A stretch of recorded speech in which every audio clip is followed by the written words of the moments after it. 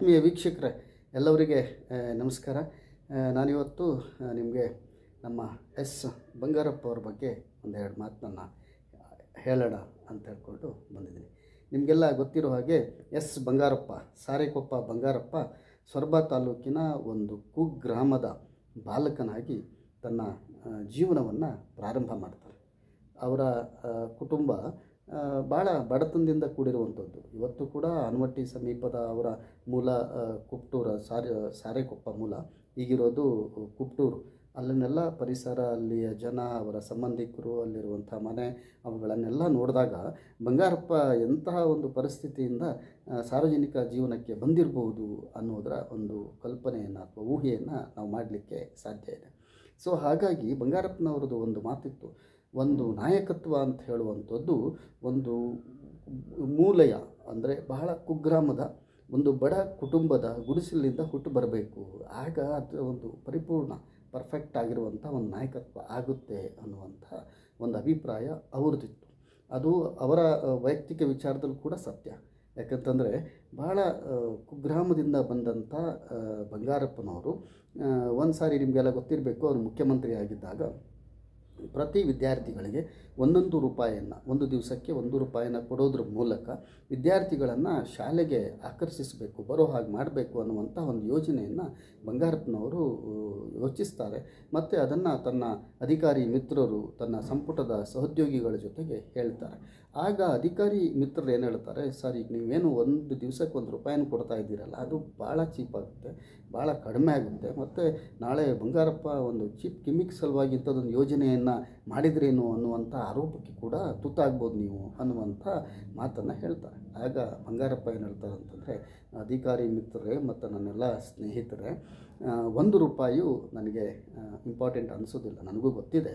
But 1 ರೂಪಾಯಿ ಕಾರಣಕ್ಕೆ ಒಬ್ಬ ಮಗು ಶಾಲೆಗೆ ಬರ್ತಾನಂತಂದರೆ ಆತನ ಒಂದು ಕುಟುಂಬ ಶಿಕ್ಷಣದ ವ್ಯವಸ್ಥೆಗೆ ತೆರೆದುಕೊಳ್ಳುತ್ತೆ. ಮತ್ತು ಒಬ್ಬ ವ್ಯಕ್ತಿ, ಒಂದು ಮಗು, ಒಂದು ಹುಡುಗಿ ಶಾಲೆಗೆ ಬರಲಿಕ್ಕೆ ಪ್ರಾರಂಭ ಮಾಡಿದ್ಲು ಅಂತಂದರೆ ಅವರ ಮನೆಯ ಶಿಕ್ಷಣದ ಕದ ಓಪನ್ ಆಗುತ್ತೆ. ಸೊ ಅಂಥದ್ದೊಂದು ದೊಡ್ಡ ಉದ್ದೇಶವನ್ನು ಇಟ್ಕೊಂಡು ನಾನು ಈ 1 ರೂಪಾಯಿ ಕೊಡುವಂಥ ಒಂದು ಯೋಜನೆಯನ್ನು ಶುರು ಮಾಡ್ತಾಯಿದ್ದೀನಿ ಅಂತ ಹೇಳ್ಕೊಂಡು ಹೇಳ್ತಾರೆ. ಅವ್ರಿಗೆ ಯಾರಿಗೂ ಸಮ್ಮತಿ ಇರೋದಿಲ್ಲ, ಸಂಪುಟದ ಸಹೋದ್ಯೋಗಿಗಳಿಗೆ ಜೊತೆಗೆ ಅಧಿಕಾರಿ ಮಿತ್ರರಿಗೆಲ್ಲ ಈ ಯೋಜನೆಯ ಬಗ್ಗೆ ಖುಷಿ ಇರೋದಿಲ್ಲ. ಬಟ್ ಬಂಗಾರಪ್ಪನವರ ಕಮಿಟ್ಮೆಂಟ್ ಏನಿತ್ತು ಅಂತಂದರೆ, ಈಗ ನಾನು ದೊಡ್ಡ ದೊಡ್ಡ ಯೋಜನೆಗಳನ್ನು ತಂದರೆ ಅದು ಯಾರೋ ಅಧಿಕಾರಿ ವರ್ಗಕ್ಕೆ, ಗುತ್ತಿಗೆದಾರರಿಗೆ, ಮತ್ತು ಯಾರೋ ಮಿಡ್ಲ್ ಮ್ಯಾನ್ಸು, ಏಜೆಂಟ್ಸ್ಗಳು, ಇಂಥವರ ಪಾಲೆಲ್ಲ ಆಗೋಗುತ್ತೆ, ಅದು ಬಡವನ ಮನೆಗೆ ಹೋಗೋದಿಲ್ಲ. ಬಟ್ ಅಟ್ಲೀಸ್ಟ್ ನಾನು 1 ರೂಪಾಯಿನಾದರೂ ಇದು ಶಿಕ್ಷಣದ ಕಾರಣ ಕೊಟ್ಟರೆ ಒಂದು ಮಗು ಶಾಲೆಗೆ ಬರುತ್ತೆ, ಮತ್ತು ಆ ಮೂಲಕವಾಗಿ ನನ್ನ ಸರ್ಕಾರದ 1 ರೂಪಾಯಿ ಒಂದು ದಿವಸಕ್ಕೆ ಒಂದು ಮನೆಗೆ ಹೋಗುತ್ತೆ, ಅದು ನನ್ನ ಕಾಳಜಿ ಅನ್ನುವಂಥದ್ದನ್ನು ಬಂಗಾರಪ್ಪನವರು ಹೇಳ್ತಾರೆ. So that was Bangarappa. ಬಂಗಾರಪ್ಪನವರನ್ನು ನಾವು ಭಾಳ ಆದರಣೀಯವಾಗಿ, ಭಾಳ ಗೌರವಪೂರ್ವಕವಾಗಿ ಯಾಕೆ ಕಾಣ್ತೀವಿ ಅಂತಂದರೆ, ಬಂಗಾರಪ್ಪನವರಿಗೆ ಜನಸಾಮಾನ್ಯರ ಬಗ್ಗೆ ಒಂದು ಅಂತಹ ಕಾಳಜಿ ಇತ್ತು ಮತ್ತು ಕಮಿಟ್ಮೆಂಟ್ ಇತ್ತು. ಹೀಗೆ ಇಂಥ ಭಾಳಷ್ಟು ಉದಾಹರಣೆಗಳನ್ನು ನಾವೊಂದು 3-4 ಎಪಿಸೋಡಲ್ಲಿ ಬಂಗಾರಪ್ಪನವ್ರ ಬಗ್ಗೆ ಚರ್ಚೆ ಮಾಡ್ಬೋದು. ಇನ್ನೊಂದು ಸಂದರ್ಭ ಬರುತ್ತೆ, ಮುಖ್ಯಮಂತ್ರಿಯಾಗಿದ್ದಂಥ ಬಂಗಾರಪ್ಪನವರನ್ನು ದಿಢೀರ್ನೆ ಬದಲಾವಣೆ ಮಾಡುವಂತಹ ಒಂದು ಯೋಚನೆಯನ್ನು ಹೈಕಮಾಂಡ್ ಮಾಡುತ್ತೆ. ಬಂಗಾರಪ್ಪ ನಿಮಗೆಲ್ಲರಿಗೂ ಗೊತ್ತಿರೋ ಹಾಗೆ ಭಾಳ ಒಳ್ಳೆಯ ಸಂಗೀತಗಾರರು, ಒಳ್ಳೆಯ ಸ್ಪೋರ್ಟ್ಸ್ ಮ್ಯಾನ್. ಅವರು ಒಂದು ದಿವಸಕ್ಕೆ ಕನಿಷ್ಠ 1 ಸಾರಿ 2 ಸಾರಿ ಬಾಲ್ ಬ್ಯಾಡ್ಮಿಂಟನ್ನು ಎಲ್ಲ ಆಡ್ತಿದ್ರು, ಶಟ್ಲನ್ನು ಆಡ್ತಿದ್ರು ಅವರು. ಸೊ ಅಂತಹ ಒಬ್ಬ ಕ್ರೀಡಾಪಟು ಒಂದು ದಿವಸ ಸಾಯಂಕಾಲಕ್ಕೆ ಬಿಡುವನ್ನು ಮಾಡಿಕೊಂಡು ಒಂದು 5:30-6 ಗಂಟೆ ಟೈಮಿಗೆ ಬ್ಯಾಡ್ಮಿಂಟನನ್ನು ಆಡಲಿಕ್ಕೆ ಪ್ರಾರಂಭ ಮಾಡ್ತಾರೆ. ಆಗ ಅವರ ಆತ್ಮೀಯರಾಗಿರುವಂಥ ಒಬ್ಬ ವ್ಯಕ್ತಿ, ಅವರು ನಮಗೆ ಪರಿಚಿತರು ಕೂಡ, ಹಿರಿಯ ಗೌರವಾನ್ವಿತ BR ನಾಯಕ್ ಅಂತ ಅವ್ರ ಹೆಸರು, ಅವರು ಅವ್ರ ಜೊತೆಗೆ ಇರ್ತಾರೆ. ಮತ್ತು ಬಂಗಾರಪ್ಪನವರು ಈ ಥರ ಸ್ಪೋರ್ಟ್ಸ್ನಲ್ಲಿದ್ದಾಗ ಅಥವಾ ಆಟವನ್ನು ಆಡ್ತಾ ಇದ್ದಾಗ ಅಥವಾ ಏನೋ ಒಂದು ಗಹನವಾದ ಯೋಚನೆಯನ್ನು ಮಾಡ್ತಾ ಇದ್ದಾಗ ಅವರ ಬಳಿ ಯಾರೂ ಸುಳಿಯಲ್ಲ. ಅಂದರೆ ಭಾಳ ಆಕಸ್ಮಿಕವಾಗಿ ಯಾರಾದರೂ ಹೋಗಬೇಕು, ತೀರಾ ಅಂತ ಇಂಪಾರ್ಟೆಂಟ್ ಇದ್ದರೆ ಮಾತ್ರ ಬಂಗಾರಪ್ಪನ ಎದುರುಗಡೆ ಹಾಗೆ ಕಾಣಿಸ್ಕೋಬೇಕು. ಉಳಿದವರು ಯಾರೂ ಆ ಥರ ಹೋಗುವಂಥ ಸಂದರ್ಭ ಇದ್ದಿರೋದಿಲ್ಲ. ಬಟ್ ಆವತ್ತು ಯಾವಾಗ ಈ ಬಂಗಾರಪ್ಪನವರನ್ನು ಮುಖ್ಯಮಂತ್ರಿ ಚೇಂಜ್ ಮಾಡ್ತಾರೆ ಅನ್ನುವಂಥ ಮೆಸೇಜನ್ನು ಬಂಗಾರಪ್ಪನವರು ಇನ್ನೂ ಸ್ಪಷ್ಟವಾಗಿ ತಿಳ್ಕೊಳ್ಳದೇ ಇದ್ದಾಗ ಈ ಹಿರಿಯ ವ್ಯಕ್ತಿಗೆ ಮೆಸೇಜ್ ಬರುತ್ತೆ. ಸೊ ಅವರು ಬಂಗಾರಪ್ಪನವ್ರ ಎದುರುಗಡೆ ದಿಢೀರ್ನೆ ಕಾಣಿಸ್ಕೊಳ್ತಾರೆ. ಸೊ ಬಂಗಾರಪ್ಪನವ್ರ ಎದುರುಗಡೆ ಹೋದ ತಕ್ಷಣ ಅವ್ರಿಗೆ ಏನು ಹೇಳ್ತಾರೆ, ಯಾಕಪ್ಪ ಬಂದೆ ಅಂತ ಕೇಳ್ತಾರೆ. ಇಲ್ಲ ಸುಮ್ಮನೆ ಬಂದೆ. ನೀನು ಸುಮ್ಮನೆ ಬರೋದಿಲ್ಲ, ನಿನಗೆಲ್ಲ ಗೊತ್ತಿದೆ, ಬಾಪ ಏನು ಅಂತ ಹೇಳು ಅಂತ ಕೇಳ್ತಾರೆ. ಇಲ್ಲ ಸರ್, ಒಂದು ಮೆಸೇಜ್ ಬಂದಿದೆ, ನಿಮ್ಮನ್ನು ಚೇಂಜ್ ಮಾಡ್ತಾರಂತೆ. ನಾನು ಚೇಂಜ್ ಮಾಡ್ತಾರಾ?